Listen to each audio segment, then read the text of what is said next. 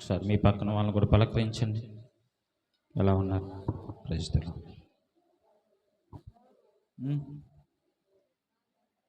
పోయిన ఆదివారం ఏ వాక్యం విన్నారు?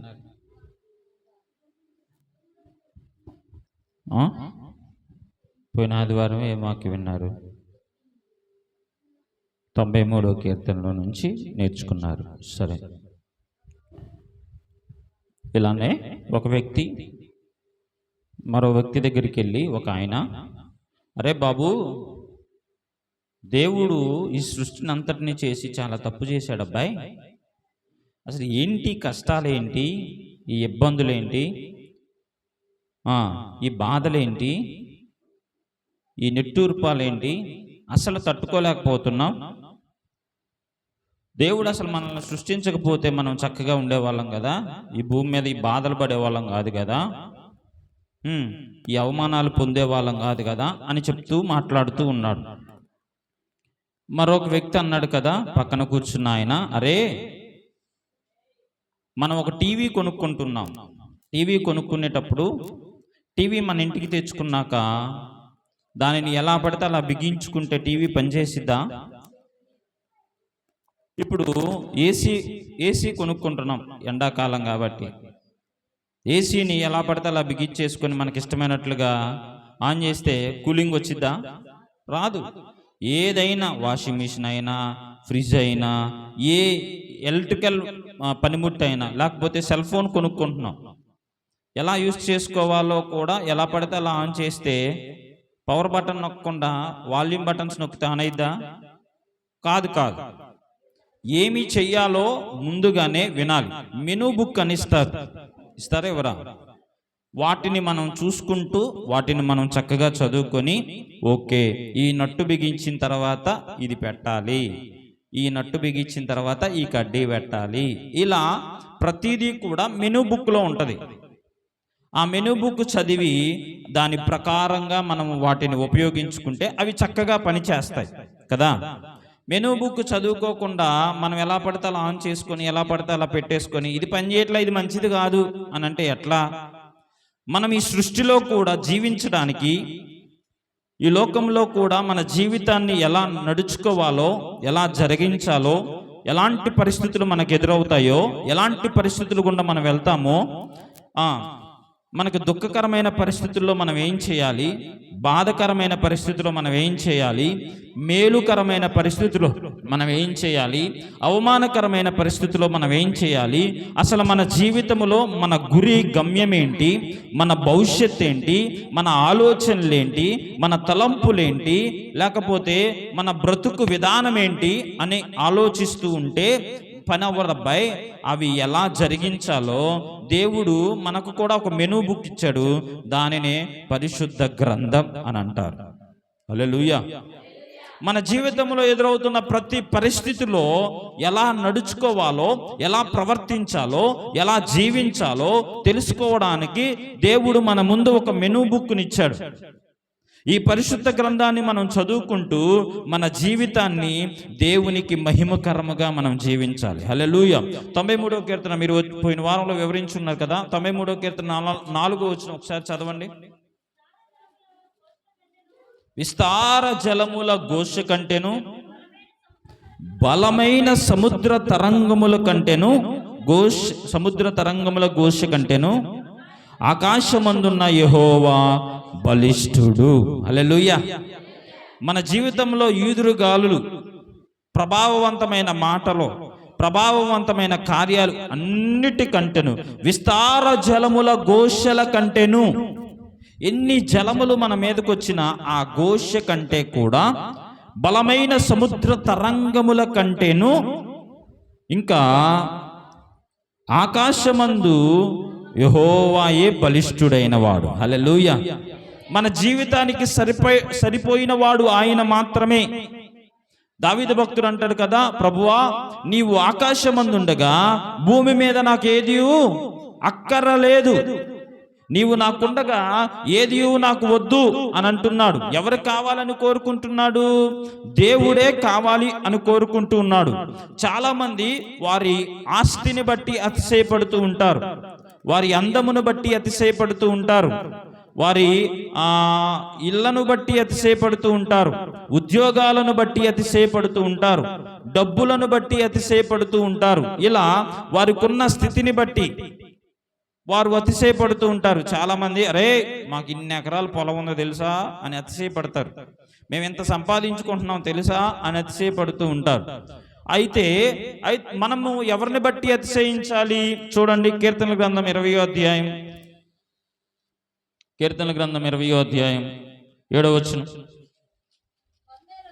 కొందరు రథములను బట్టి, కొందరు గుర్రములను బట్టి అతిశయపడుదురు, మనమైతే మన దేవుడైన యెహోవా నామమును బట్టి అతిశయపడుదుము. హల్లెలూయా. కొందరు వారికి ఉన్న గుర్రాలను బట్టి అతిశయపడతారు. అరే ఎంత దూరమైన గుర్రముల మీద వెళ్ళిపోతాం, మాకు ఇన్ని గుర్రాలు ఉన్నాయి, ఇంత ఆస్తి ఉంది, ఇంత పలుకుబడి ఉంది, ఇంత పరపతి ఉంది, ఇంత అధికారం ఉంది అని వారు గుర్రములను బట్టి అతిశయపడతాడు. వారికి ఉన్న రథాలను బట్టి, మా దగ్గర మీ దగ్గర చిన్న ఎక్సెల్లే ఉంది, మా దగ్గర పెద్ద BMW కార్ ఉంది, మేము 2 లక్షలు పెట్టి బైక్ కొనుక్కున్నాం, బుల్లెట్ లేకపోతే కొన్ని బైక్స్ ఉంటాయి కదా, బైకులు కొనుక్కున్నాం, మా దగ్గర కార్ ఉంది, ట్రాక్టర్ ఉంది మా దగ్గర. అమ్మా మీ దగ్గర ఏం లేదుగా, మీరు సైకిలే. మా దగ్గర చాలా ఉన్నాయి తెలుసా.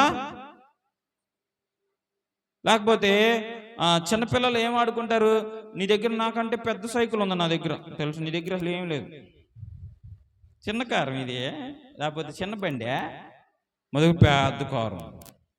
అతిశయపడతారు. పెద్దవాళ్ళు అయితే కారులను బట్టి అతిశయపడతారు, బండ్లను బట్టి అతిశయపడతారు, అవునా కాదా? వారికి ఉన్న స్థితిగతులను బట్టి అతిశయపడతారు, రథములను బట్టి అతిశయపడతారు కొందరైతే. మరికొందరైతే ఏం చేస్తారు, కొందరు గుర్రములను బట్టి రథములను బట్టి అతిశయపడుదురు.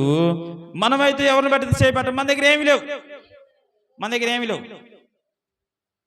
ఒకటి చెప్పనా, మన దగ్గర చక్కని సమాధానం ఉంది, చక్కని సంతోషం ఉంది. ఇంకోటి చెప్పనా, మన దగ్గర ఈ లోకములో ఉన్న వారి కంటే, లోకములో ఉన్న వాటి కంటే, నా వైపు చూడండి అందరూ, లోకములో ఉన్న వారి కంటే, లోకములో ఉన్న వాటన్నిటికంటే ఉన్నతమైన వాడు, గొప్పవాడు, శక్తిమంతుడు, ఆశ్చర్యకరుడు, అద్భుతాలు చేసే దేవుడు, మహత్కార్యములను చేయగలిగిన వాడు, అంత సర్వశక్తి కలిగిన దేవుడు మనతో ఉన్నాడు. దేవుడు మన పక్షమున ఉండగా ఇక మనకు విరోధి ఎవరు? మురిగే కుక్కల్ని మరగనివ్వాలి, అరిచే కుక్కల్ని అరవనివ్వాలి, ఇంకా వెళ్ళే పనులను ఎలనివ్వాలి, చూసే కళ్ళను చూడనివ్వాలి, మాట్లాడే మాటలను మాట్లాడనివ్వాలి. ఇలా మనం చేస్తూ ఉంటే మన పక్షమున ఒక్కసారిగా దేవుడు నిలబడి తన బలమైన ప్రభావవంతమైన కార్యాలు మన జీవితంలో చేస్తే ఎవడైనా నిలవగలడా? ఎవ్వరూ నిలవలేరు. అదోనియా నాకు ఆయన చూడండి ఏమని అనుకుంటున్నాడు. మొదటి రాజుల గ్రంథం 1వ అధ్యాయం, మొదటి రాజుల గ్రంథం 1వ అధ్యాయం 5వ వచనం. అగ్గీతు గర్వించిన వాడై, అగ్గీతు కుమారుడైన అదోనియా గర్వించిన వాడై, నేనే రాజు నగుదుకొని రథములను, గుర్రములను, రౌతులను తనకు ముందుగా పరిగెత్తుటకు 50 మంది మనుష్యులను ఏర్పరుచుకొనెను. అగ్గీతు కుమారుడైన అదోనియా గర్వించాడు. నాశనానికి ముందు ఏమి నడిచిద్ది? గర్వం నడిచిద్ది.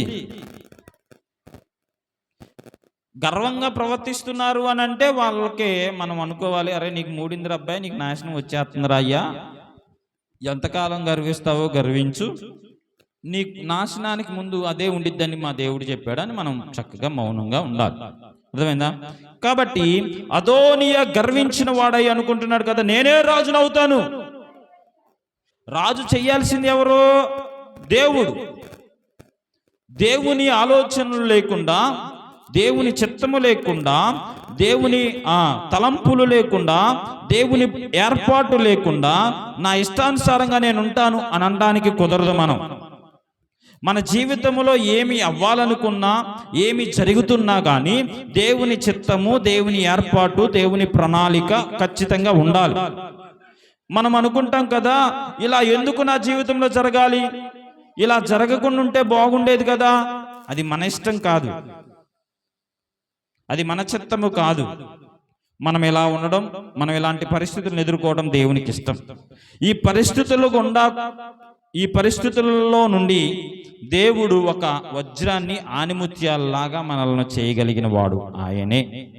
శ్రమల కొలిమిలో నుండి ఆశ్చర్యకరమైన వెలుగులోనికి నడిపించగలిగిన వాడు ఆయనే. హల్లెలూయా. గర్వము ఎప్పటికైనా నాశనం చేసిద్ది. గర్వంగా ఉండకూడదు. ఉద్యోగాన్ని బట్టి గర్వం, అధికారాన్ని బట్టి గర్వం, కుటుంబాన్ని బట్టి గర్వం, పలుకుబడిని బట్టి గర్వం, పరపతిని బట్టి గర్వం, పొలాలను బట్టి గర్వం, వారికి ఉన్న బంగారాన్ని బట్టి గర్వం, ధనమును బట్టి గర్వం, ఏ విషయాన్ని బట్టి కూడా గర్వించకూడదు. తనను తాను హెచ్చించుకొనివాడు ఖచ్చితంగా తగ్గించబడతాడు. తనను తాను తగ్గించుకొనివాడు ఖచ్చితంగా హెచ్చించబడతాడు. దేవుడు మనలను హెచ్చించాలి అనంటే మనం ఏం చేయాలి? ప్రతి విషయంలో కూడా తగ్గించుకొని ఉండాలి. హెచ్చించుకుంటూ ఉన్నామనుకోండి, ఖచ్చితంగా దేవుడు మనలను తగ్గిస్తాడు. గర్వించేసి నేనే రాజునవుతాను, ఈ రాజ్యాన్ని నేనే పరిపాలన చేస్తాను, ఇక నాకు ఎదురు లేదు, నాకు తిరుగు లేదు, నన్నెవడు ఆపుతాడు, నాకెవడు అడ్డు చెప్తాడు, అడ్డు చెప్పారా వాళ్ళకు మూడిందే అని రథములను తీసుకొని ఆయనకు ముందు ఒక 50 మందిని పెట్టుకున్నాడు. ఇక్కడ ఒక చాలా ఇంపార్టెంట్ పాయింట్. చాలా మంది జనాలను చూసి పడతారు. నాకు అంతమంది తెలుసా, నాకు అంతమంది ఉన్నారు తెలుసా, నేను ఎంత ఇజలేస్తే చిటికేస్తే ఇంతమంది వచ్చేస్తారు తెలుసా, అంతమంది రేపు నిన్ను కూడా పరదేశులమో ప్రియులారమన పురమీది కాదిప్పుడు నిజముగా. రాదు ఈ పాట, రాదా? పరదేశులం ప్రియులారు వచ్చా మీకు? ఒకసారి పాడండి అది అందరం కలిసి. పరదేశులము ప్రియులారామన పురమీది కాదిప్పుడు నిజముగా పురమీది కాదిప్పుడు. అది గుర్తుంచుకోవాలి. నీ పురము కాని పురములో ఉంటూ నాకెంతమంది ఉన్నారు, నాకు ఆపద కలిగితే ఎంతమంది ఉంటారు, మరి మరణం వస్తే ఎంతమంది ఉంటారు? మరణంలో నీతో పాటు తోడుగా వచ్చేది ఎవరో, కష్టంలో నీతో నిలబడేది ఎవరు, బాధలో నీతో పాటు ఉండేది ఎవరు, లోన్లీగా ఉన్నప్పుడు నీతో పాటు ఉండేది ఎవరు? అందరూ వారి జీవితాలను వారు చూసుకుంటూ ఉండంటే నీ జీవితాన్ని అందరితో ముడిపెట్టుకొని నాశనం అయిపోతున్నావు. జాగ్రత్తగా ఉండాలి. గర్వించి అదోనియా రాజు అవ్వాలనుకున్నాడు. ఒక 50 మందిని చూసి మళ్ళీ 50 మందిని ముందు పెట్టుకున్నాడు, రథాలను ముందు పెట్టుకున్నాడు. ఇక నాకు ఎదురు లేదు, తిరుగు లేదు, బెదురు లేదు, నేనే రాజు అయ్యేది, ఇంకెవడరా నన్ను ఆపేది, ఇంక నన్ను ఎవడు ఆపలేడు, నా ఇష్టం నాది, నువ్వెవరు చెప్పడానికి, నీ మాట నేను వినాలా, నువ్వు చెప్పింది నేను చెయ్యాలా, నువ్వు అడిగింది నేను ఇవ్వాలా అని గర్విస్తూ ఉంటారు. గర్వము నాశనానికి దగ్గర చేస్తుంది. జాగ్రత్త. చాలా మంది గర్వించి నాశనం అయిపోయారు. చాలా మంది అతిశయపడి నాశనం అయిపోయారు. చాలా మంది వారికి ఉన్న గుర్రములను బట్టి, రథములను బట్టి అతిశయపడుతూ వారి జీవితాలను పాడు చేసుకున్నారు. గుర్రములు వారి ప్రాణాలు కోల్పోయిన తర్వాత ఉంటాయా? ఉండవు. రథములు వారి ప్రాణాలు కోల్పోయిన తర్వాత ఉంటాయా? వారి మంచాన పడిపోయిన తర్వాత నాకు గుర్రాలు ఉన్నాయి, ఏం చేసుకుంటావురా గుర్రాలని, గుర్రాలను ఎక్కి స్వారీ చేస్తావా? చేయలేవు. నాకు రథాలు ఉన్నాయి, ఏం చేస్తావురా రథాలని, ఇప్పుడు నీ కాలు పని చేయట్లేదు, నీ చెయ్యి పని చేయట్లేదు, నువ్వు లెగవట్లేదు, నీ నడువు లెగవట్లేదు, మంచాన్ని పడిపోయావు, నీకే ఎవడో ముద్ద పెడితే తింటున్నావు, బతుకుతున్నావు, ఏం చేస్తావు రథములను బట్టి? ఇన్ని రోజులు నీ జీవితాన్ని ఎలా నాశనం చేసుకున్నావు అనుకున్నావు? డబ్బు కోసం నాశనం చేసుకున్నావు, ఆస్తి కోసం నాశనం చేసుకున్నావు, అందము కొరకు నాశనం చేసుకున్నావు, పాపము కొరకు నాశనం చేసుకున్నావు, వ్యభిచారం కోసం నాశనం చేసుకున్నావు, ఈ లోక భోగాల కొరకు నాశనం చేసుకున్నావు. ఇప్పుడేమో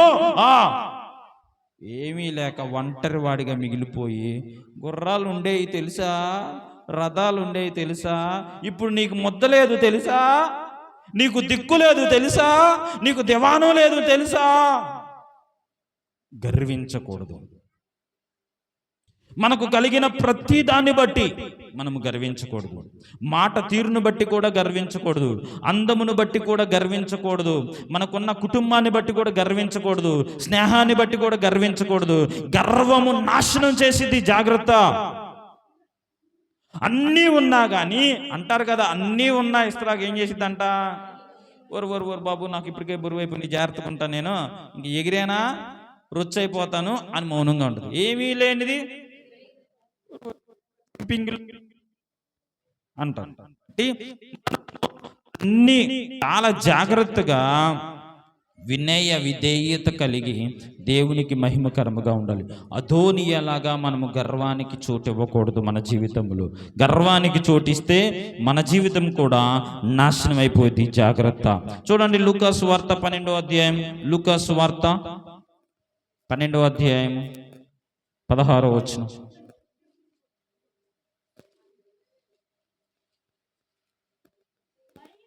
మరియు ఆయన వారితో ఈ ఉపమానము చెప్పెను. యేసు ప్రభువు వారు తన శిష్యులతో ఈ ఉపమానం చెప్పాడు. ఏంటి ఆ ఉపమానం అంటే, ఒక ధనవంతుని భూమి సమృద్ధిగా పండెను. ఒక ధనవంతునికి భూమి ఉంది, ధనం ఉంది, ధనంతో పాటు భూమి కూడా ఉంది.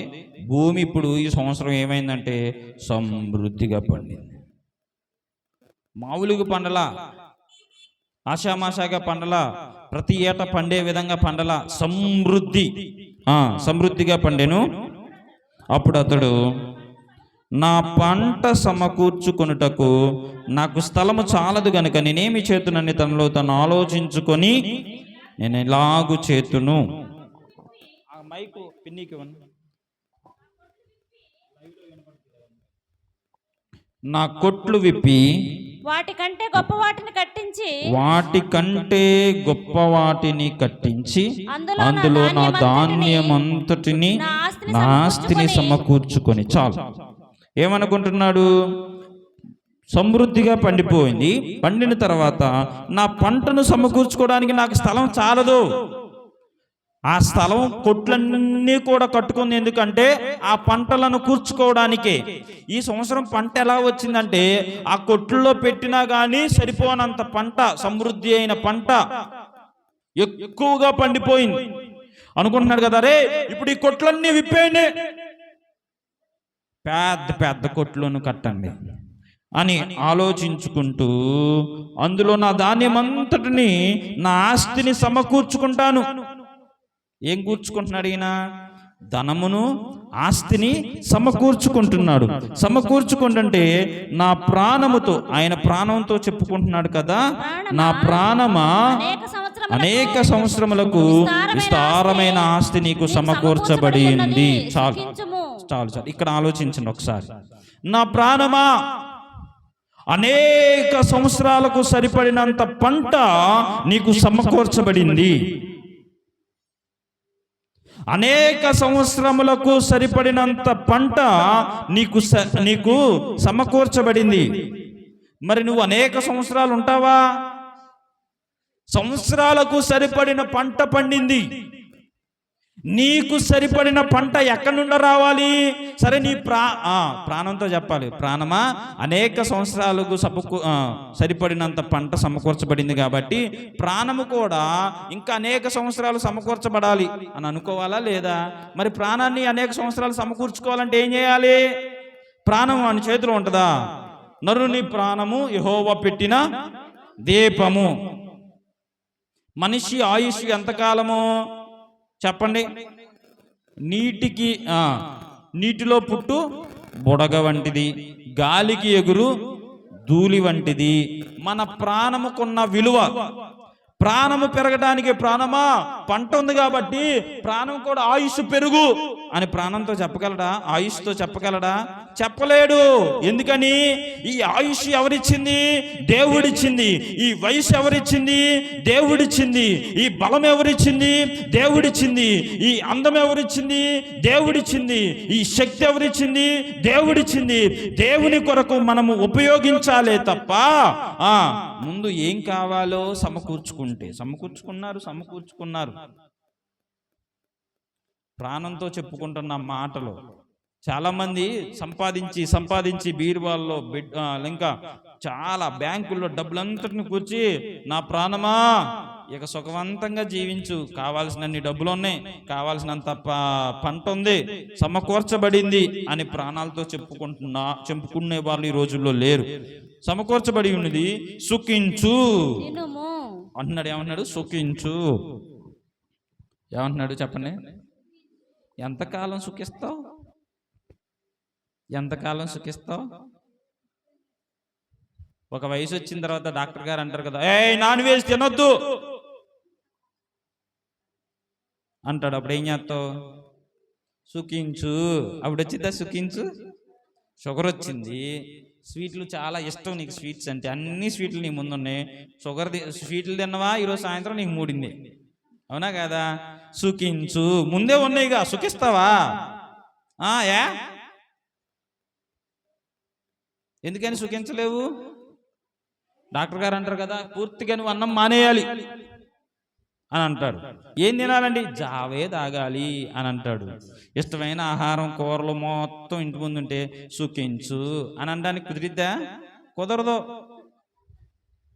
సరే, ఒకసారి శుభ్రంగా కడుపు నిండా తినేసి అది అరగక, ముందుకి రాక, ఎటు పోక, నీ కడుపులోనే ఉంది, స్టక్ అయిపోయి, కడుపు అంతా ఉభ్రంగా అయిపోయి, ఇంటి నిండా వంటకాలు శుభ్రంగా చేసేసుకొని, ఆహా రుచికరమైన వాసనలో రుచికరంగా నాలుగు కనిపిస్తూ, నా ప్రాణమా సుఖించు. సుఖించేది ఎక్కడరా బాబు? పొట్టంతా పట్టేసింది,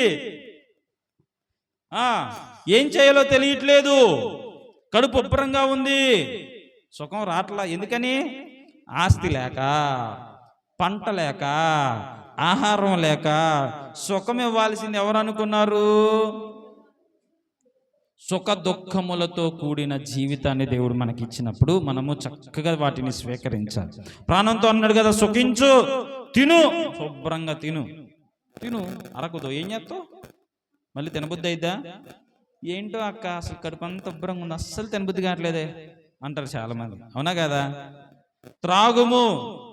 తాగు. ఎన్నాళ్ళు తాగుతావు? తాగి తాగి తాగి లివర్లో పాడైపోతాయి, కిడ్నీలో పాడైపోతాయి, ఆరోగ్యము పాడైపోద్ది. మద్యపానము ఏం చేసిద్దంట? ఇక్కడ వాక్యంలో హానికరం. వాక్యంలో ఏముంటదంటే, ద్రాక్షారసము వెక్కిరింత పాలు చేయండి. సామెత గ్రంథంలో ఏం చేసిద్దంట? వెక్కిరింతల పాలు చేయండి. తాగు తాగు తాగు. అరే, ఆడి దగ్గర చాలా డబ్బులు ఉన్నాయి, చాలా ఆస్తుంది, కానీ తాగి ఎక్కడ పడతారో తెలియదు. తాగేటంటే ఏం మాట్లాడతాడో కూడా తెలియదు, తాగేటంటే ఏం చేస్తాడో కూడా తెలియదు. అసలు ఆడికి బట్టలు ఉన్నాయో లేవో ఆడికి కూడా స్పృహ ఉండదురా. చాలా ఆస్తుంది, వెక్కిరింతల పాలు చేసి. సుఖము, తినుము, త్రాగము, సంతోషించు అని చెప్పుకుంటున్నాడు. ఎవరితో చెప్పుకుంటున్నాడు? ప్రాణంతో చెప్పుకుంటున్నాడు. మన ప్రాణాలతో చెప్పుకోవాల్సింది ఏంటో తెలుసా? ఒక ఆయన నేర్పించాడు బైబిల్లో. నా ప్రాణమా యెహోవాను స్తుతించుము. ఏమంటున్నాడు? నా ప్రాణమా యెహోవాను స్తుతించుము, నా అంతరంగంలో ఉన్న సమస్తమా ఆయన పరిశుద్ధ నామమును సన్నుతించుము. ఆయన చేసిన ఉపకారములలో దేనిని మరువకుము. ఉపకారము చేశాడు, ఆయన చేశాడు అని మర్చిపోయి ప్రాణంతో చెప్పుకుంటున్నాడు. తిను, త్రాగు, సంతోషించు, సుఖించు. ప్రాణం కాదు, నీకు కష్టపడడానికి శక్తినిచ్చింది ఆయన. అవునా కాదా? చెప్పండి బిగ్గరగా. నా ప్రాణమా.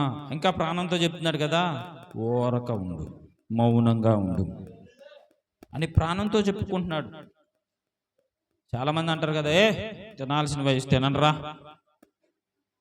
చూడాల్సిన వయసు చూడండిరా, ఎంజాయ్ చేసే వయసు ఎంజాయ్ చేయండిరా. ఎంజాయ్మెంట్లో ప్రాణం కోల్పోతే గొప్ప క్రికెటర్ 25 లక్షలు పెట్టి ఒక ఆయనకి బండి కొనిపించాడు. వాళ్ళ అబ్బాయికి 25 లక్షలు పెట్టి బండి, స్పోర్ట్స్ బండి, పడుకోనైనా వెళ్ళొచ్చు ఆ బండి మీద. రియల్గా జరిగింది ఇది. ఒకరోజు రాత్రి ఆయనకి ఫోన్ వచ్చింది. కొడుకు చాలా సంతోషపడ్డాడు, ఎంజాయ్ చేశాడు. అయ్యా, మీ అబ్బాయి యాక్సిడెంట్లో చచ్చిపోయాడు. అన్ని లక్షలు పెట్టి బండి కొనుక్కున్న కొడుకు సంతోషం కోసం చూడాలనుకున్నాడు, కానీ ఏం కోల్పోయాడు ఇప్పుడు? కొడుకునే కోల్పోయాడు. డబ్బు ఆయన ప్రాణాలను రక్షించలేదు, రథాలు ఆయన ప్రాణాన్ని రక్షించలేదు. Enjoy enjoy enjoy. ప్రాణము కంటే ప్రమాదకరమైనది ఏంటో తెలుసా? పాపం. ఎంజాయ్ చేయడానికి ప్రాణాన్ని మనం ఎంజాయ్మెంట్ కంటే చాలా అంటే చాలా కాపాడుకోవాల్సింది ఏంటో తెలుసా? మనం పరిశుద్ధతను కాపాడుకోవాలి, యథార్థతను కాపాడుకోవాలి, భక్తిని మనము కాపాడుకోవాలి, శరీరాన్ని మనం కాపాడుకోవాలి, నీతిని మనము కాపాడుకోవాలి. ఆయన రక్తము ద్వారా మనలను విలువ పెట్టి కొనబడిన వారమని గుర్తుపెట్టుకోవాలి. హల్లెలూయా. అయితే దేవుడు అంటున్నాడు కదా 20వ వచనంలో, అయితే దేవుడు వెర్రివాడా అని అంటున్నాడు. దేవుడు ఏమంటున్నాడు? వెర్రివాడా. వెర్రోల్ని ఎప్పుడైనా చూసారా? ఎట్టుంటారు? పిచ్చి మాటలు మాట్లాడతారు, ఇంకా అంటూ ఉంటారు. అవునా కదా? వెర్రోళ్ళు ఎట్టుంటారు? కొట్టుకుంటా పిచ్చి పిచ్చిగా చేస్తా, వెర్రేమని పట్టినారు, దూరం కూడా అంటారు. అవునా కదా? వెర్రివాడా, ఈ రాత్రి నీ ప్రాణం అడుగుచున్నారు, నీవు సిద్ధపరిచినవన్నీ ఎవని వగునని అతనితో చెప్పాను. ఏమంటున్నాడు? నువ్వు సిద్ధపరిచినవన్నీ ఏమైపోతాయి? నా ప్లానింగ్స్ భలే ఉంటాయి చూడండి అంటారు అందరూ. నేను ఈ టైంలో ఇది చేస్తాను, ఆ టైంలో ఇది చేస్తాను, ఈ టైంలో ఇది తింటాను, ఈ టైంలో వాళ్ళని మీట్ అవ్వాలి, ఈ ప్లాన్లన్నీ ఉంటాయి. డబ్బులు సమకూర్చుకుంటారు, అందమును సమకూర్చుకుంటారు, లెక్కలేసుకుంటారు. ఇంత ఖర్చు పెట్టాలి, ఇంత ధనం ఉంది, ఇంతమందిని మీట్ అవ్వాలి. వెర్రివాడా, ఈ రాత్రి నీ ప్రాణం అడుగుచున్నాను, నువ్వు సిద్ధపరిచినవన్నీ ఏమైపోతాయి అని దేవుడు అన్నాడు. వెర్రివాడిగా ఉన్న దేవుని సన్నిధిలోకి వచ్చి మొర్ర పెడితే దేవుడు ఏమంటాడు తెలుసా? నా కుమారుడా అంటాడు. హల్లెలూయా. నా కుమార్తె అంటాడు. ఏమంటాడు ఆయన? విర్రోలుగా వచ్చి ఏవన్నీ చేతే అని పాడినా కానీ ఎంత చక్కగా పాడుతున్నాడో నా కుమారుడు అని ప్రభువు మెచ్చుకుంటాడు. తెలుసా? మనుషుల దృష్టిలో వెర్రివారిగా మనం కనిపించవచ్చు, కానీ దేవుని దృష్టిలో వెర్రివారి మనం కాదు. విలువ పెట్టి కొనబడిన వారము, తన స్వరక్తాన్నిచ్చి మనలను కూర్చో తన స్వరక్తాన్నిచ్చి ఆయన మనలను సంపాదించుకున్నాడు. ఆయన ప్రాణమును నీ కొరకు నా కొరకు సమర్పించాడు. ఆయన శక్తినంతటిని మన కొరకు సమర్పించాడు. ఆయన రక్తమునంతటిని మన కొరకు దారదారులుగా కార్చాడు.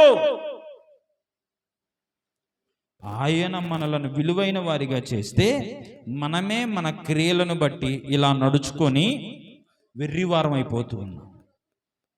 నీ ముందు వాక్యాన్ని ఉంచాను కదా, నీ ముందు సేవకులను ఉంచాను కదా, నీ ముందు సంఘమును ఉంచాను కదా, నీవు అలా నడుచుకోకుండా నీ ఇష్టానుసారంగా నా జీవితాన్ని నడిపించుకొని నా జీవితం ఎందుకు ఇలా తయారైపోయింది, నా జీవితం ఎందుకు ఇలా పాడైపోయింది, నా జీవితం పట్ల నాకు విరక్తి కలుగుతుంది, నేను నమ్మిన వారందరూ నన్ను మోసం చేస్తారు. కాబట్టే ఎలా నడుచుకోవాలో ఎలా ఉండాలో వాక్యాన్ని నీ ముందు ఉంచాడు, అలాగూ నడుచుకోవాలి. చాలా మంది అందమును బట్టి అతిశయపడతారు. చాలా మంది మొట్టమొదటిగా దేన్ని బట్టి అతిశయపడతారు? గర్వం, ధనమును బట్టి అతిశయపడతారు.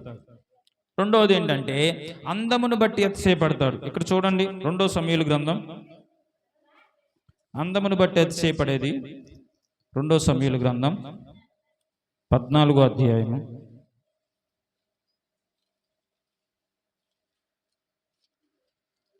25వ వచనం. ఇశ్రాయేలీలందరిలో అబ్షాలోము సౌందర్యము గలవాడు ఒక్కడునూ లేడు. అరికాలు మొదలుకొని తల వరకు ఏ లోపమును అతని యందు లేకపోయెను. తన తల వెంట్రుకలు భారముగా ఉన్నందున ఏటేటా అతడు వాటిని కత్తిరించుచూ వచ్చెను. కత్తిరించినప్పుడల్లా వాటి ఎత్తు రాజు తునికను బట్టి 200 తులములాయెను. వినండి, ఇశ్రాయేలీలందరిలో అబ్షాలోము అంత సౌందర్యం కలిగిన వాడు ఒక్కడు కూడా లేడు. ఇశ్రాయేలీలందరిలో అబ్షాలోము చాలా సౌందర్యము కలిగిన వాడు, చాలా అందము కలిగిన వాడు. ఎలా అందము? ఎవరిలోనైనా అమ్మాయి బాగానే ఉంది కానీ కొంచెం ముక్కు ఇటు తిరిగినట్టుందే అని అంటారు, కొంచెం పళ్ళు ఎత్తుకున్నట్టున్నాయే అని అంటారు, కొంచెం ఈ నుదుటి ఎక్కువ ఉన్నట్టుంది అని లోపాలు ఏదో ఒక లోపం ఉంటుంది కదా, అవునా కదా? అబ్బాయి బాగానే ఉన్నాడు కానీ కొద్దిగా బొద్దుకున్నట్టున్నాడే అని అనుకుంటా ఉంటారు. ఏదో ఒక లోపం ఉంటుంది. కానీ ఈ అబ్షాలోములో అర్రికాలు మొదలుకొని తల వరకు ఏ లోపము లేని వాడిగాను చాలా అందముగా సౌందర్యముగా ఉన్నవాడు. అసలు అందమును గురించి బైబిల్లో ఏం రాయబడి ఉంది? 31 సామెతల గ్రంథం 31 అధ్యాయం చూడండి, 30 వచనం. 31 అధ్యాయం 30 వచనం.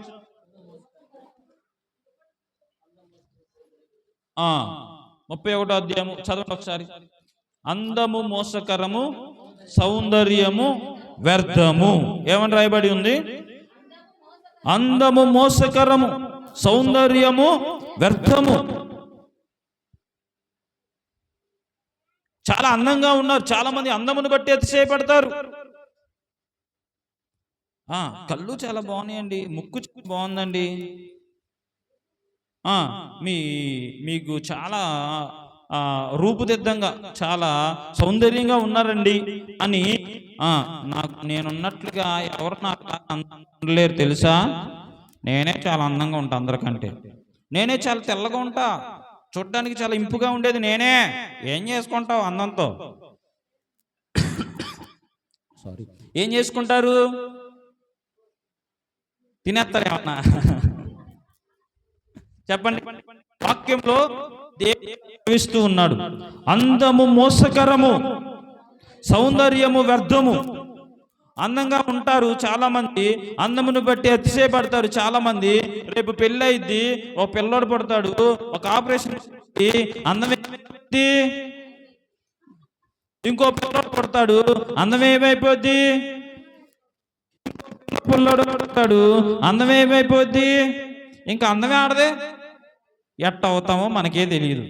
కొంతమంది సన్నగా అయిపోతారు, కొంతమంది లావుగా అయిపోతారు.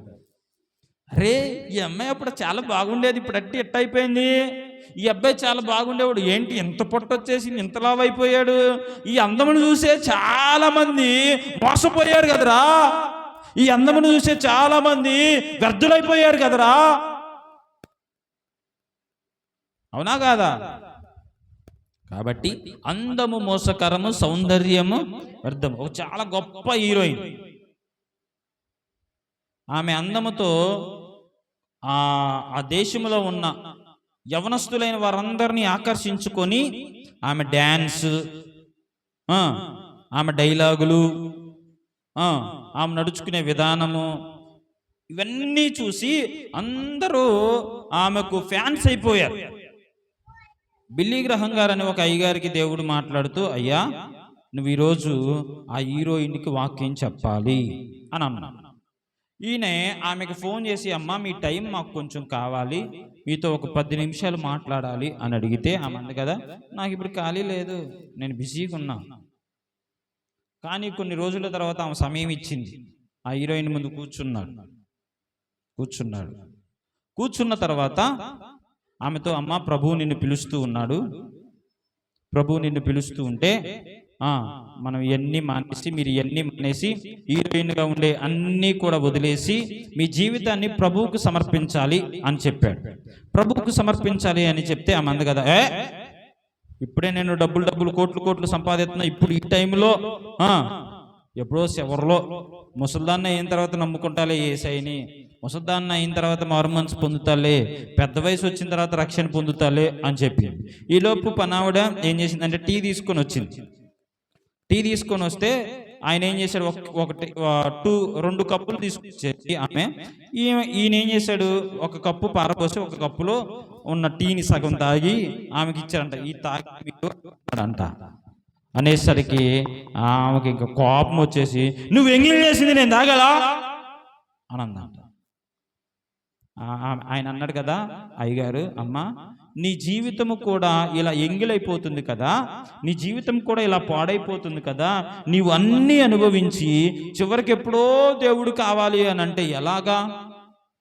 నీకు బలమున్నప్పుడే కదా, నీకు ఆరోగ్యం ఉన్నప్పుడే కదా దేవుని శక్తిని నువ్వు పొందుకోవాల్సింది అని చెప్తే ఆయన పంపించేసింది. కొన్ని రోజుల తర్వాత ఆయన వాక్యం చెప్పొచ్చి రాత్రి టీవీ పెట్టుకొని చూస్తుంటే ఎవరికైతే వాక్యం చెప్పాడో ఆమెకి కారు యాక్సిడెంట్ అయి చనిపోయింది అని తెలుసుకున్నాడు. తర్వాత మారు మనసు పొందుదాంలే, ఇంకా చాలా సమయం ఉంది, తర్వాత బాప్తిసం తీసుకుందాంలే, ఇంకా చాలా సమయం ఉంది, తర్వాత దేవునిలో గడుపుదాంలే, ఇంకా చాలా సమయం ఉంది, నా ఫ్రెండ్స్ ఉన్నారు, నా తోటి వాళ్ళు ఉన్నారు, నా బంధువులు ఉన్నారు, నా అన్నదమ్ములు ఉన్నారు, నా అక్క చెల్లెళ్ళు ఉన్నారు, వారితో నేను చాలా నా జీవితాన్ని ఇంకా గడుపుకోవాల్సి ఉన్నది, ఇంకా చాలా ఎంజాయ్ చేయవలసి ఉన్నది అని తిరిగింది ఆమె. కానీ ఒకానొక రోజు ఆమె జీవితం ఏమైపోయింది? ఆమె ఆ రక్షణ వార్తను విన్నట్లయితే ఖచ్చితంగా పరలోక రాజ్యాన్ని సంపాదించుకునేది. పరలోక రాజ్యం మనం అనుకుంటున్నట్లుగా కొంతకాలము కాదు, శాశ్వత కాలం. దేవునితో యుగ యుగాలు జీవించే సంవత్సరాలు అవి. నరకానికి వెళ్తే అక్కడ అగ్ని ఆరదు, పురుగు చావు. యుగ యుగాలు ఆ బాధను అనుభవించవలసిందే. ఈ కొంతకాలము మనం శ్రమలు అనుభవిస్తే చాలు. ఈ శ్రమల్లో కూడా మనలను అనాథలుగా విడిచిపెట్టనన్నాడు, మనలను ఒంటరిగా విడిచిపెట్టనన్నాడు, మనకు తోడుగా ఉంటానన్నాడు, మనకు అభయమునిస్తానన్నాడు, మనలను ఆదరిస్తానన్నాడు, మనలను ఎన్నడూ ఎడబాయను అని అన్నాడు. తల్లి గర్భములో రూపింపబడక మునిపే మనలను ఎరిగి ఉన్నానన్నాడు, మన ఎడలో ఒక ప్రణాళికను కలిగి ఉన్నానన్నాడు. ఇంత బలమైన వాగ్దానాలను ఇచ్చి శాశ్వతమైన ప్రేమతో నిన్ను ప్రేమిస్తున్నానన్నాడు. ఇంత శక్తివంతమైన వాగ్దానాలను ఇచ్చి మన జీవితంలో మనకు తోడై ఉండి తన వాక్కు చేత మనలను బలపరుస్తూ మనలను నడిపిస్తున్నప్పుడే మనము దేవునికి విరోధముగా వ్యతిరేకంగా జీవిస్తే ఎన్ని అవకాశాలు ఇచ్చాను నీకు నేను? ఎన్నిసార్లు సేవకుల ద్వారా గద్దించాను? ఎందుకు నీవు లోబడలేకపోయావు? ఎందుకు నువ్వు విధేయత చూపించలేకపోయావు? ఎందుకు నువ్వు మారు మనసు పొందలేకపోయావు? ఎందుకు నువ్వు దేవుని సన్నిధిలో నిలకడగా ఉండలేకపోయావు? ఎందుకు నువ్వు దేవునికి విధేయత లోబడలేకపోయావు? కఠినంగా ఎందుకు చేసుకున్నావు? నీ మనసును కఠినంగా ఎందుకు మార్చుకున్నావు అని దేవుడు అంతమంది ముందు మనలను లెక్క అడిగితే మనం అంతమంది ముందు తలదించుకోవాల్సిన వారమే. జాగ్రత్త. ఈరోజు మనకు కనబడుతున్న అందచందములన్నీ కూడా వ్యర్థమైపోతాయి. బలమంతా వ్యర్థమైపోద్ది, శక్తి అంతా వ్యర్థమైపోద్ది. నీ కళ్ళు చూసి చాలా బాగున్నాయి అని ప్రేమించిన వాడు ఏదో ఒక రోజున కళ్ళ కింద ఏమవుతుంది? మడతలు వస్తాయి. అప్పుడు నిన్ను ప్రేమిస్తారా? అయ్యే చూసి ప్రేమించా, ఇప్పుడు అయ్యేలేవు. కన్నుకేదో దెబ్బ తగిలింది,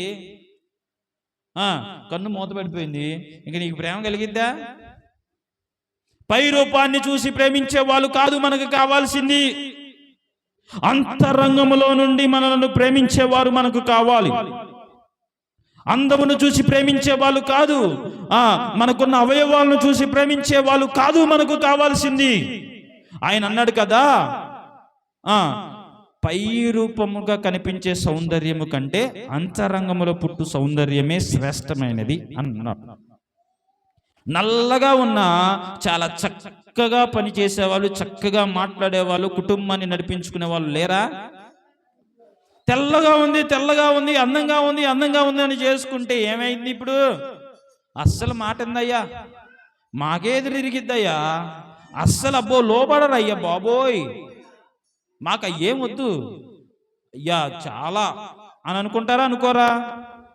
పై రూపాలను కాదు మీరు చూడాల్సింది, అంతరంగము, భక్తిని మనము చూడాలి, పరిశుద్ధతను మనము చూడాలి, సాక్ష్యమును మనము చూడాలి.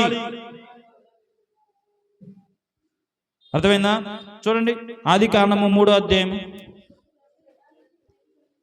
ఆదికాండము 3వ అధ్యాయం 5వ వచనం. ఆదికాండము 3వ అధ్యాయము 5వ వచనం. ఏలయనగా మీరు వాటిని తిను దినమున మీ కన్నులు తెరవబడిననియు మీరు మంచి చెడ్డలు నెరిగిన వారై దేవతల వలె ఉందిరనియు దేవునికి తెలియనని స్త్రీతో చెప్పగా. 6వ వచనం కూడా, స్త్రీ ఆ వృక్షము ఆహారమునకు మంచిదియు, ఇక్కడ చూడండి, ఇక్కడ చూడండి, ఇక్కడ చూడండి, ఇక్కడ చూడండి, కన్నులకు అందమైనదియు, ఇది చెప్పండి, ఇది చెప్పండి నాతో, కన్నులకు అందమైనదియు, మళ్ళీ చెప్పండి, కన్నులకు, బిగ్గరగా చెప్పండి, కన్నులకు అందమైనదియు వివేకమిచ్చు రమ్యమైనదియునై ఉండుట చూచినప్పుడు ఆమె దాని ఫలములలో కొన్ని తీసుకొని తిని తనతో పాటు తన భర్తకు ఇచ్చెను. వినండి, అందమైనదియు రమ్యమైనదియుగా కనబడింది. అందమైనదిగా రమ్యమైనదిగా కనపడుతుంది. ఏంటి ఆ ఫలం? అరే బాబు, ఆదాము చూశాడా? ఆ ఫలములను ఆదాము చూశాడా, చూడలేదా? చెప్పండి. ఏదైనా తోటలో దేవుడు తినవద్దన్న ఫలము ఆదాము చూశాడా, చూడలేదా? చూశాడా లేదా? చూశాడు. ఆ తోటలోనేగా ఉంది ఆయన. ఆదాము చూశాడా? చూశాడు. ఆదాముకి ఏమైనా అందంగా కనపడిందా? ఆదాముకి ఏమైనా రమ్యంగా కనపడిందా? కనపల్లా. కానీ స్త్రీకి ఎలా కనపడింది? అందముగా కనపడింది, రమ్యముగా కనపడింది. ఇప్పుడు ఆ ఫలము కోసుకొని తినే వరకు మనసొప్పట్లా. మన కనులకు అందముగా రమ్యముగా ఉండేవన్నీ కూడా ప్రమాదకరమైనవి. జాగ్రత్త. అందంగా ఉందని చెప్పేసి, రమ్యముగా ఉందని చెప్పేసి ఆ ఫలమును కోసుకొని తిని శాపం తెచ్చుకున్నారు. శాపం తెచ్చుకోవటమే కాదు, ఆ శాపము ఇప్పటికీ ఏలుబడి చేస్తూనే ఉంది. యేసుక్రీస్తు వారి రక్తము క్రింద లేని వారందరూ కూడా ఆ శాపంలోనే ఉన్నారు. ఇప్పుడు మనమేం చేయాలి? ముగించేస్తా, 10 నిమిషాల్లో ముగించేస్తా. నా వైపు చూడండి. ఇటు చూడండి అందరూ. హల్లెలూయా. సరే, మనం ఏం చేయాలి? కొందరు రథములను బట్టి, కొందరు గుర్రములను బట్టి అతిశయిస్తారు. మనమైతే యెహోవాను బట్టి అతిశయించాలి. మనమైతే యేసుక్రీస్తును బట్టి అతిశయించాలి. ఫిలిప్పీలకు రాసిన పత్రిక కంక్లూజన్లోకి వచ్చేసాను. ఫిలిప్పీలకు రాసిన పత్రిక చూడండి, 1వ అధ్యాయం 25వ వచనం. ఫిలిప్పీలకు రాసిన పత్రిక 1వ అధ్యాయము 25వ వచనం. మరియు ఇట్టి నమ్మకము కలిగి నేను మరలా మీతో కలిసి ఉండుట చేత నన్ను గూర్చి క్రీస్తు యేసునందు మీకున్న అతిశయము అధికమగునట్లు మీరు విశ్వాసమునందు అభివృద్ధియు ఆనందమును పొందు నిమిత్తము నేను జీవించి మీ అందరితో కూడా కలిసి ఉందునని నాకు తెలియను. మీకున్న అతిశయం ఏంటంట? వాళ్ళకున్న అతిశయం ఏంటి? వాళ్ళకున్న అతిశయం ఏంటి చెప్పండి? ఇట్టి నమ్మకము. ఎవరి మీద నమ్మకము? ఎవరి మీద నమ్మకం? యేసుక్రీస్తు వారి. ఫిలిప్పీ సంఘమంతా కూడా చాలా నమ్మకంగా ఉంటున్నారు, చాలా విధేయతగా ఉంటున్నారు, చాలా యథార్థంగా ఉంటున్నారు. ఇట్టి నమ్మకమును కలిగి అలా మాతో కలిసి ఉండుట చేత, ఇట్టి నమ్మకమును మీరు కలిగి ఉన్నారు. మీరు కలిగి ఉండటమే కాదు, మాతో కలిసి ఉన్నారు. మరలా మాతో మీరు కలిసి, మరలా మీరు మాతో కలిసి ఉండుట చేత నన్ను గూర్చి యేసుక్రీస్తు నందు మీకున్న అతిశయము. ఎవరిని గూర్చి? సేవకుని గూర్చి. అతిశయము అధికమగునట్లు మీరు విశ్వాసమునందు అభివృద్ధియు ఆనందమును పొందు నిమిత్తము. విశ్వాసంలో మనం ఏం పొందుకోవాలి? అభివృద్ధి, ఆనందము పొందుకోవాలి. విశ్వాసం అనున్నది నిరీక్షింపబడు వాటి యొక్క నిజస్వరూపం. ఉన్నవనుటకు రుజువునై ఉన్నవి. వినండి జాగ్రత్త. విశ్వాసమును బట్టి మనము అభివృద్ధి పొందుతున్నామా? ఆనందం పొందుతున్నామా? విశ్వాసంలో ఎంతమంది అభివృద్ధి పొందుతున్నారు? విశ్వాసంలో అభివృద్ధి పొందటం ఏంటి? ఒకప్పుడు కొంచెం నమ్మకం, కొంచెం విశ్వాసం ఉందనుకో, ఇప్పుడు పూర్తిగా నమ్మకం, పూర్తిగా విశ్వాసం ఉండటమే అభివృద్ధి పొందడం అంటే. ఇంతకుముందు దేవునిపై కొంచెం ఆధారపడేవాళ్ళం, ఇప్పుడు పూర్తిగా ఆధారపడమే అభివృద్ధి పొందడం అంటే. ఇంతకుముందు పూర్తిమే దేవుని ఆశ్రయించేవాళ్ళం, ఇప్పుడు పూర్తిగా ఆశ్రయించడమే అభివృద్ధి పొందడం అంటే. విశ్వాసమందు అభివృద్ధి పొందాలి, వృద్ధి పొందాలి, ఆనందము పొందాలి. మనం ఎప్పుడైతే విశ్వాసములో వృద్ధి పొంది ఆనందము పొందుతామో అప్పుడే క్రీస్తునందు అతిశయించేవారు ఉంటాం. ఎవరిని బట్టి అతిశయించాలి? ఇప్పుడు మనం వృద్ధిని కలిగించి మనకు ఆనందాన్ని కలిగించే దేవుని మనం ఏం చేయాలి? అతిశయపడాలి. చూడండి, గలతీయులకు రాసిన పత్రిక 6వ అధ్యాయం, గలతీయులకు రాసిన పత్రిక 6వ అధ్యాయం 14వ వచనం.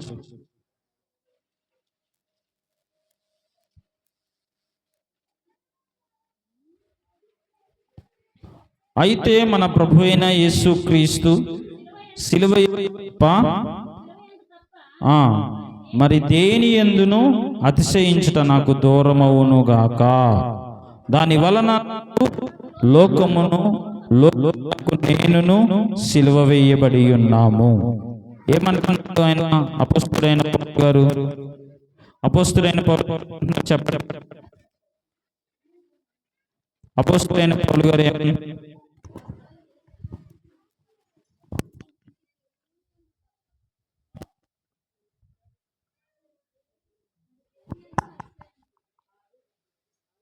మరి దేని యందు అతిశయించుట నాకు దూరమవునుగాక అంటున్నాడు.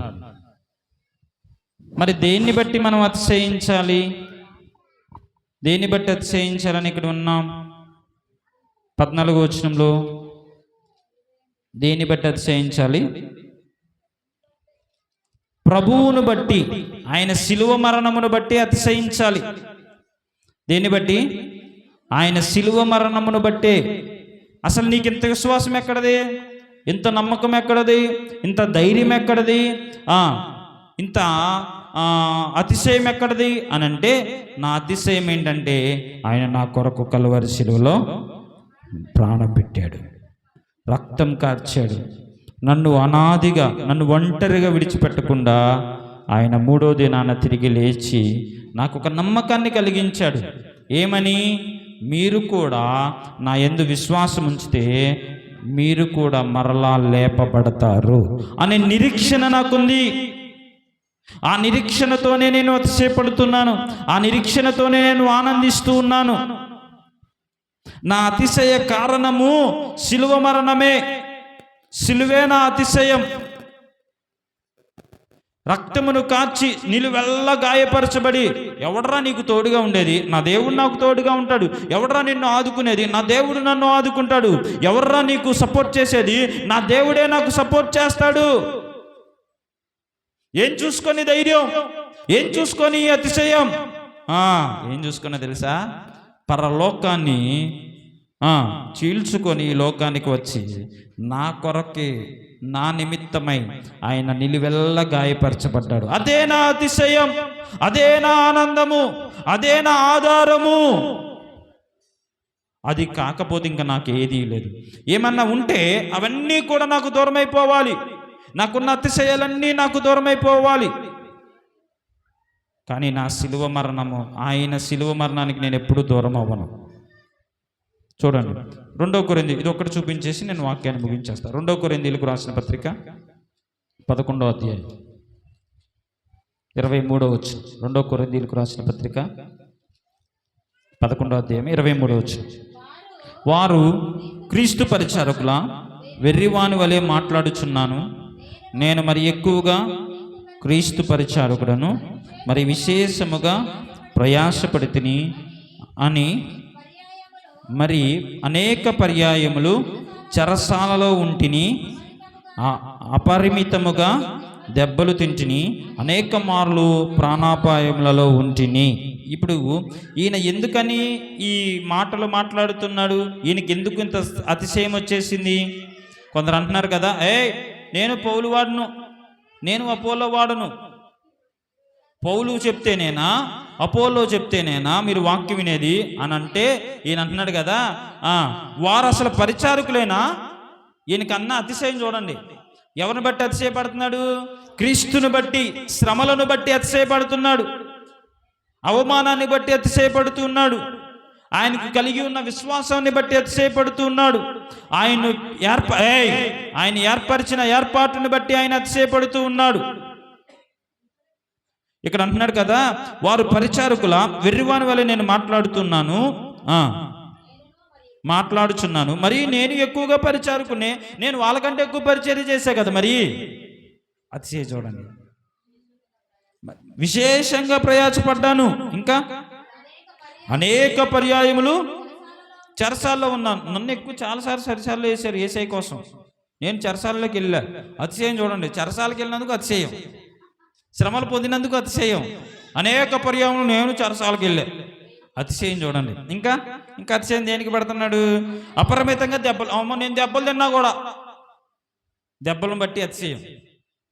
ఇప్పుడు మనం నేర్చుకోవాల్సింది ఏంటంటే, నన్ను తిట్టారు కూడా అందరూ ఏసైని బట్టి, ఏసై కోసం కష్టపడుతుంటే, ఏసై కోసం ప్రయాసపడుతుంటే, ఏసై కోసం నిలబడుతుంటే, పరిచర్య కొనసాగిస్తుంటే వెర్రివాని వల్లే మాట్లాడుతున్నాను. నన్ను ఎక్కువసార్లు తిట్టారు, నా అతిశయం అదే. నేను తిట్టించుకున్నా, అవమానపరచబడ్డా, నిందలు అనుభవించా, దెబ్బలకు నన్ను కొట్టారు. ఇంకా ఏమేమంటున్నాడు? ఒకసారి రాళ్లతో కొట్టబడి తిని ముమ్మారు ఓడ పగిలి శ్రమపడ్డాను. శ్రమను బట్టి అతిశయం, దెబ్బలను బట్టి అతిశయం, రాళ్లతో కొట్టబడడం బట్టి అతిశయం. ఎవరికి? అపోస్తుడైన పౌలు గారికి. ఒక రాత్రి పగలు సముద్రంలో గడిపి తిని, రాత్రంతా పగలంతా కూడా నేను సముద్రంలోనే గడిపాను. ఇంకా ఏమంటున్నాడు 26వ వచనంలో? అనేక పర్యాయములు ప్రయాణములలోను, నదుల వలనైనను, ఆపదల్లోను, దొంగల వలనైనను, ఆపదల్లోను, నా సర్వజనుల వలనైనను, ఆపదల్లోను, అన్యజనుల వలనైన ఆపదల్లోను, పట్టణముల్లో ఆపదల్లోను, అరణ్యములో ఆపదల్లోను, సముద్రములో ఆపదల్లోను, కపట సహోదరుల వలన ఆపదల్లోను ఉంటిని. ఎన్ని ఆపదలు ఈయనకి ఒకసారి మీరు కౌంట్ చేయండి. నేను చెప్తా ఉంటాను, లెక్క పెట్టండి మీరు నా వైపు చూసి. ఎన్ని ఆపదలు ఉన్నాయో. మొట్టమొదటిది ఏంటంటే, దొంగల వలనైన ప్రయాణములలో ఆపదలు, నదుల వలన ఆపదలు. లక్ష్మణ్, నదుల వలనైనా ఆపదలు, దొంగల వలనైనా ఆపదలు. ఎన్నోది ఇది?